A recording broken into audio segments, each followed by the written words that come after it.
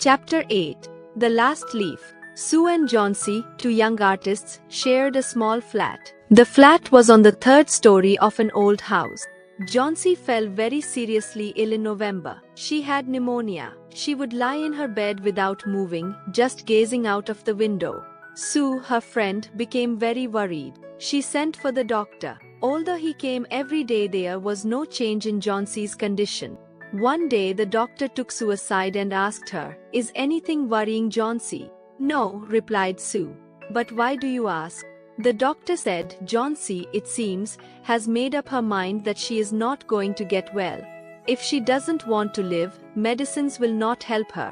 Sue tried her best to make Johnsy take an interest in things around her. She talked about clothes and fashions, but Johnsy did not respond. Johnsy continued to lie still on her bed. Sue brought her drawing board into Johnsy's room and started painting. To take Johnsy's mind off her illness, she whistled while working. Suddenly Sue heard Johnsy whisper something. She quickly rushed to the bed and heard Johnsy counting backwards. She was looking out of the window and was saying, 12. After some time she whispered 11, then 10, then 9, 8, 7. Sue anxiously looked out of the window. She saw an old ivy creeper climbing halfway up the brick wall opposite their window. In the strong wind outside, the creeper was shading its leaves. "What is it, dear?" Sue asked. 6, whispered Johnsy. "They are falling faster now. 3 days ago there were almost 100 leaves. There are only 5 left now." "It is autumn," said Sue, "and the leaves will fall. When the last leaf falls, I will die," said Johnsy with finality. "Look at that ivy leaf." "Oh, that's nonsense," replied Sue. "What have old ivy leaves to do with your getting well? The doctor is confident that you will get better." Johnsy did not say anything. Sue went and brought her a bowl of soup. "I don't want any soup," said Johnsy. "I am not hungry. Now there are only 4 leaves left. I want to see the last one fall before it gets dark. Then I will sleep forever." Sue sat on Johnsy's bed, kissed her and said, "You are not going to die. I can't draw the curtain for I need the light. I want to finish the painting and get some money for us. Please, my dear friend," she begged Johnsy, "promise not to look out of the window while I paint." "All right," said Johnsy.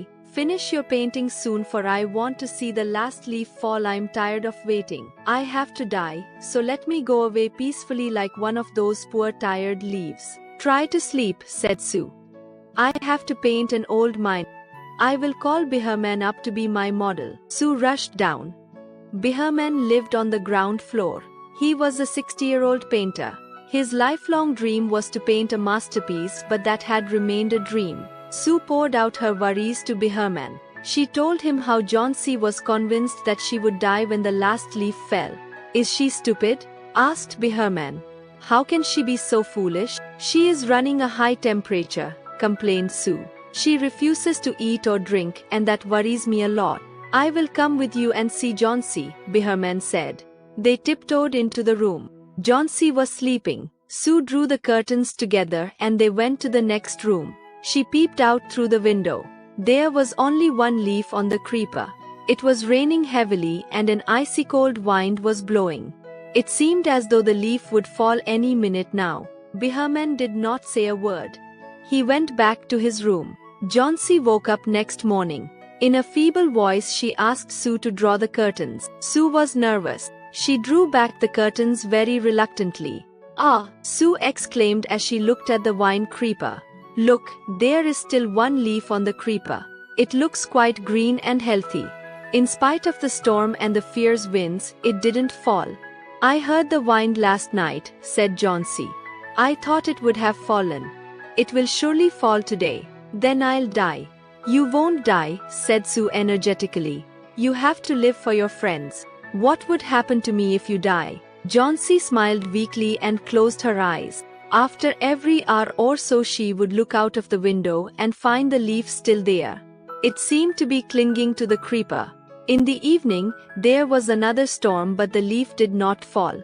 Johnsy lay for a long time looking at the leaf. Then she called out to Sue, "I have been a bad girl. You have looked after me so lovingly and I have not cooperated with you. I have been depressed and gloomy. The last leaf has shown me how wicked I have been. I have realized that it is a sin to want to die. Sue hugged Johnsy. Then she gave her lots of hot soup and a mirror. Johnsy combed her hair and smiled brightly. In the afternoon the doctor came. After examining his patient he told Sue, "Johnsy now has the will to live. I am confident she'll recover soon. Now I must go downstairs and see Behrman. He is also suffering from pneumonia. But I am afraid there is no hope for him." The next morning Sue came and sat on Johnsy's bed. Taking Johnsy's hand in hers she said, "I have something to tell you. Mr. Behrman died of pneumonia this morning. He was ill for only 2 days. The first day the janitor found him on his bed. His clothes and shoes were wet and he was shivering. He had been out in that stormy night. Then they found a ladder and a lantern still lighted lying near his bed. There were also some brushes and green and yellow paints on the floor near the ladder." "Johnsy dear," said Sue, "look out of the window. Look at that ivy leaf. Haven't you wondered why it doesn't flutter when the wind blows? That's Behrman's masterpiece. He painted it the night the last leaf fell."